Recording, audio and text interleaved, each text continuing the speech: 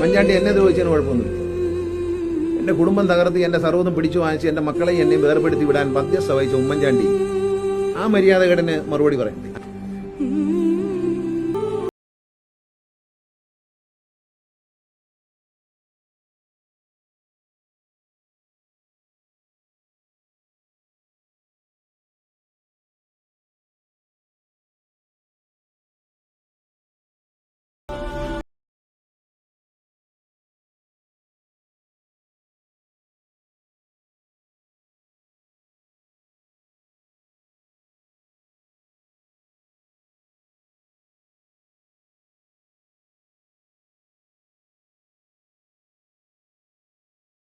എല്ലാവർക്കും പുതിയൊരു വീഡിയോയിലേക്ക് സ്വാഗതം. നിങ്ങളെല്ലാവരും കണ്ടിട്ടുണ്ടാവും, കഴിഞ്ഞ ദിവസം നമ്മുടെ ഗണേഷ് കുമാർ മാധ്യമങ്ങളോട് കുറച്ച് കാര്യങ്ങളൊക്കെ പറഞ്ഞിട്ടുണ്ടായിരുന്നു. അതിൽ ഈ പറയുന്ന ഗണേഷ് കുമാർ ഉമ്മൻചാണ്ടി സാറിനെ കുറിച്ച് വളരെ മോശമായ രീതിയിൽ കുറേയധികം കാര്യങ്ങളൊക്കെ പറഞ്ഞിട്ടുണ്ടായിരുന്നു. അപ്പൊ സത്യം പറഞ്ഞു കഴിഞ്ഞാൽ ഇയാള് എന്തൊക്കെ വന്ന് പുലമ്പി എന്ന് പറഞ്ഞാലും അതൊന്നും ജനങ്ങൾ വിശ്വസിക്കാൻ പോകുന്നില്ല. കാരണം ഈ പറയുന്ന ഗണേഷ് കുമാർ എന്താണെന്നുള്ളതും പുള്ളിക്കാരൻ ചരിത്രം ഫുള്ള് കേരളത്തിലെ ജനങ്ങൾക്ക് നന്നായിട്ട് അറിയാം. മരിച്ചു പോയ ഒരു മനുഷ്യനെ കുറിച്ച് വീണ്ടും വന്നിരുന്ന് ഇതുപോലുള്ള അപരാധങ്ങളൊക്കെ പറയുമ്പോൾ ഉണ്ടല്ലോ, പ്രതികരിക്കും. ജനങ്ങൾ പ്രതികരിക്കുക തന്നെ ചെയ്യും. എന്തായാലും ഗണേഷ് കുമാറിന്റെ ആ ഒരു വാക്കുകൾ നമുക്കൊന്ന് കാണാം. എന്റെ കുടുംബം തകർത്ത് എന്റെ സർവ്വതും പിടിച്ചു വാങ്ങിച്ച് എന്റെ മക്കളെയും എന്നെയും വേർപെടുത്തി വിടാൻ മധ്യസ്ഥ വഹിച്ച ഉമ്മൻചാണ്ടി ആ മര്യാദകേടിന് മറുപടി പറയണ്ടേ? പറയണ്ടെന്ന് വിചാരിച്ച വായിൽ വിരലിട്ടാൽ കടിക്കാത്ത ആരുമില്ല. അത് ഓർത്താ നല്ലത്. വായിൽ വിരലിടരുത്. ഞാൻ പഴയ കഥകളൊക്കെ പറയും. എൻ്റെ കുടുംബം തകർത്ത് എൻ്റെ മക്കളെയും എന്നെയും വഴിയാധാരമാക്കി രണ്ടു വഴിക്കാക്കിയ ദുഷ്ടത്തരത്തിന് ഉമ്മൻചാണ്ടി മറുപടി പറയൂ. ഉമ്മൻചാണ്ടിയുടെ മകൻ മറുപടി പറയൂ. മേലിൽ ഇത് പറയരുത്. പറഞ്ഞാൽ ഡേഞ്ചറസ് ആയിരിക്കും. എനിക്കും പറയാനുണ്ട് ചെയ്ത ചതികളൊക്കെ.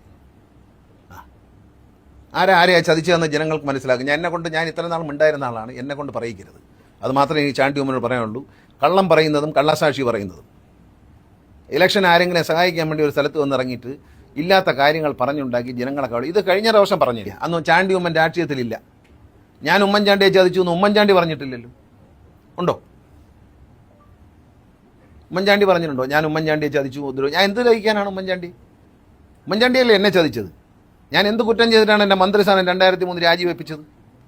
ഞാൻ ഏത് കുറ്റമാണ് ചെയ്തത്? എൻ്റെ പേരിൽ ഏത് കേസാണുള്ളത് ഈ നാട്ടിൽ? സത്യസന്ധമായി ഞാൻ ജീവിച്ചതാണോ? നെല്ലിയാമ്പേദയെ പോലെ വനഭൂമി പതിച്ചു കൊടുക്കാൻ തയ്യാറാവാത്തതുകൊണ്ടാണോ ഞാൻ രാജിവെച്ചത്? ഒരു കുടുംബ വഴക്കിനെ മന്ത്രിയെ രാജിവെപ്പിച്ചേച്ച് തിരിച്ചെടുക്കാം എന്ന് പറഞ്ഞ് നടന്ന് പറ്റിച്ചിട്ട് എല്ലാം കഴിഞ്ഞതിന് ശേഷം അങ്ങനെ പറഞ്ഞാൽ കൊള്ളാം? അതൊന്നും പറയരുത്. ഉമ്മൻചാണ്ടി ജീവിച്ചിരുന്ന കാലത്ത് അദ്ദേഹം പറഞ്ഞില്ലല്ലോ ഞാൻ അദ്ദേഹത്തെ ചതിച്ചെന്നോ ദ്രോഹിച്ചെന്നോ ഒന്നും അദ്ദേഹം പറഞ്ഞില്ല. ആരോടെങ്കിലും പറഞ്ഞിട്ടുണ്ടോ? നിങ്ങളോട് ആരോടെങ്കിലും പറഞ്ഞിട്ടുണ്ടോ?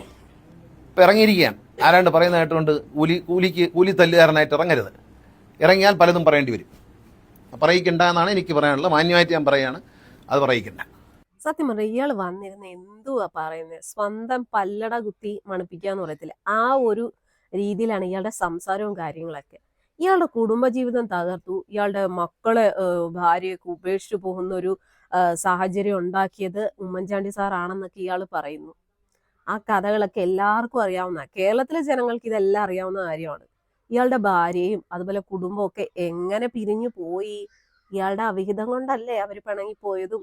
അതുപോലെ തന്നെ നമുക്കറിയാം, ഈ പറയുന്ന ഗണേഷ് കുമാറിന്റെ മുൻ ഭാര്യയായിട്ടുള്ള യാമിനി തങ്കച്ചി എന്ന് പറയുന്ന ഒരു സ്ത്രീയുടെ ഒരു ഇന്റർവ്യൂ അതിലവർ പറയുന്നുണ്ട് ഇയാളുടെ സ്വഭാവത്തെക്കുറിച്ചും ഇയാളുടെ അവിഹിത ബന്ധങ്ങളെ കുറിച്ചിട്ടൊക്കെ വളരെ വ്യക്തമായിട്ട് ആ ഒരു സ്ത്രീ പറയുന്നുണ്ട്.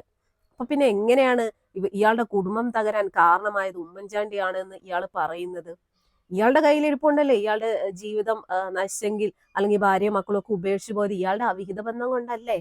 എത്ര കഥകളുണ്ട് ഇയാൾക്ക്. എന്നിട്ട് വന്നിരുന്ന് ഒരു ഉളുപ്പും ഇല്ലാതെ വന്ന് പറയുക എൻ്റെ കുടുംബം തകർത്ത് എൻ്റെ മക്കളെയും ഭാര്യയൊക്കെ എന്നിൽ നിന്ന് അടർത്തി മാറ്റിയത് ഉമ്മൻചാണ്ടിയാണ് എന്ന്. കേരളത്തിലെ ജനങ്ങൾക്ക് കഥകൾ മൊത്തത്തിൽ അറിയാം. ഇപ്പോഴും വീണ്ടും വന്നിരുന്ന് അങ്ങ് ന്യായീകരിക്കുവാണ്. മന്ത്രി ഗണേഷ് കുമാർ അദ്ദേഹത്തിന്റെ ആ പ്രസ്താവന പിൻവലിച്ച് പൊതുസമൂഹത്തോട് മാപ്പ് പറയണമെന്നാണ് എൻ്റെ അഭ്യർത്ഥന. പൊതുസമൂഹത്തോട് മാപ്പ് പറയണം. ഉമ്മൻചാണ്ടി അദ്ദേഹത്തിന്റെ ജീവിതം തകർക്കാൻ ഒരിക്കലും ശ്രമിച്ചിട്ടില്ല. അദ്ദേഹം ശ്രമിക്കുകയില്ല. അദ്ദേഹത്തെ എല്ലാവർക്കും അറിയാം. അദ്ദേഹം അത് കൂട്ടിച്ചേർക്കാനാണ് ശ്രമിച്ചത്. അത് വളരെ നന്നായിട്ട് അറിയാവുന്ന ഒരാളാണ് അന്ന് മന്ത്രിയായിരുന്ന ശ്രീ ഷിബു ബേബി ജോൺ. അദ്ദേഹത്തിന്റെ ഭാര്യ. ഞാൻ ഈ കുടുംബ വിഷയം പറയാൻ എനിക്ക് യാതൊരു താല്പര്യമില്ല. നിങ്ങൾ ചോദിച്ചുകൊണ്ടാണ്, ഉമ്മൻചാണ്ടിയെ പറഞ്ഞുകൊണ്ടാണ്. അദ്ദേഹത്തിൻ്റെ ഭാര്യ തന്നെ മാധ്യമങ്ങളോട് പറഞ്ഞിട്ടുണ്ട് എന്താണ് സംഭവം ഉണ്ടായത്. ദയവീത് കുടുംബ പ്രശ്നങ്ങൾ ചർച്ച ചെയ്യാൻ ഞങ്ങൾക്കും ആഗ്രഹമില്ല. ഞാൻ ഒട്ടും ആഗ്രഹിക്കുന്ന ആളല്ല. അദ്ദേഹമായിട്ട് അങ്ങനെ വ്യക്തിപരമായ ഒരു അഭിപ്രായ വ്യത്യാസം ഒന്നുള്ള ഒരാളല്ല. പക്ഷെ അദ്ദേഹം ഉമ്മൻചാണ്ടിക്കെതിരായി നടത്തിയ പ്രസ്താവന പിൻവലിച്ച് മാപ്പ് പറയും. എന്തായാലും ഇദ്ദേഹം ഈ പറഞ്ഞത് ന്യായം. എല്ലാവർക്കും അറിയാവുന്ന കാര്യങ്ങളൊക്കെ തന്നെയാണ്. ഗണേഷ് കുമാറിന്റെ സ്വഭാവവും അയാളുടെ കഥകളും ഒക്കെ. അതൊക്കെ പോരാഞ്ഞിട്ട് അയാളുടെ ഭാര്യ തന്നെ വന്നിരുന്നിട്ട് പത്രസമ്മേളനത്തിലും അതുപോലെ മാധ്യമങ്ങളോടും ഒക്കെ എന്താണ് സംഭവിച്ചതെന്നുള്ളത് വളരെ വ്യക്തമായിട്ട് പറഞ്ഞതാണ്. എന്നിട്ട് ഇപ്പൊ വന്നിട്ട് ഗണേഷ് കുമാർ പറയുന്നത് എന്റെ കുടുംബം തകർത്തത് ഉമ്മൻചാണ്ടിയാണ്, എന്നെ എന്റെ മക്കളെയും തമ്മിൽ അകറ്റിയത് ഉമ്മൻചാണ്ടിയാണ് എന്നൊക്കെ പറഞ്ഞു കഴിഞ്ഞാൽ അത് കേട്ടിരിക്കുന്നവര് അല്ലെ അത് കണ്ടിരിക്കുന്നവര് പൊട്ടന്മാരല്ല. ഇതിന് ഈ പറയുന്ന ഗണേഷ് കുമാർ മാപ്പ് പറയണം. കാരണം അത്രയും ഒരു നല്ലൊരു മനുഷ്യനായിട്ടുള്ള ഉമ്മൻചാണ്ടി എന്ന് പറയുന്ന ഒരു വ്യക്തിയെക്കുറിച്ച് അദ്ദേഹം മരിച്ചതിന് ശേഷവും ഇമാതിരി വന്നിരുന്നിട്ട് അദ്ദേഹത്തെക്കുറിച്ച് അപരാധം പറയുമ്പോൾ അത് പുറത്തു കൊടുക്കാൻ പറ്റുന്ന കാര്യമല്ല. പൊതുജനങ്ങൾ ഇതിനെതിരെ പ്രതികരിക്കണം. ഈ പറയുന്ന ഗണേഷ് കുമാർ ഈ പറഞ്ഞ നാരത്തരത്തിന് അത് പൊതു സമൂഹത്തിനോട് മാപ്പ് പറയണം. അതാണ് ശരിക്കും വേണ്ടത്. ഗണേഷ് കുമാർ ഇന്നലെ ഒരു പ്രസ്താവന നടത്തി. അദ്ദേഹത്തിന്റെ കുടുംബം തകർത്തത് ശ്രീ ഉമ്മൻചാണ്ടിയാണ്. നമ്മളൊക്കെ മനുഷ്യരല്ലേ, അത് ഗണേശന് ഓർക്കുണ്ടായിരുന്നു. ആ മനുഷ്യൻ ആ തകരാതിരിക്കാൻ വേണ്ടി എന്തൊക്കെ പരിശ്രമിച്ചു എന്ന് അറിയാവുന്ന ഒരു വ്യക്തി ഞാനാണ്. കാരണം അദ്ദേഹം ഞാനും മാത്രമായിരുന്നു അതിലിടപെട്ടത്. അന്ന് നിയമസഭയിൽ അവഹേളനമായി വന്ന ചോദ്യമായിരുന്നു ഒരു മുഖ്യമന്ത്രിയുടെ പണി ഇതായിരുന്നു എന്നുള്ളത്. എല്ലാ ദിവസത്തെയും പകലുള്ള തിരക്ക് കഴിഞ്ഞ് രാത്രി വളരെ വൈകി അദ്ദേഹം ഇരുന്ന് ചർച്ച ചെയ്ത് ആ വിഷയത്തിനൊരു പരിഹാരം കാണാൻ പരിശ്രമിച്ചത് അറിയാവുന്നതാണ്.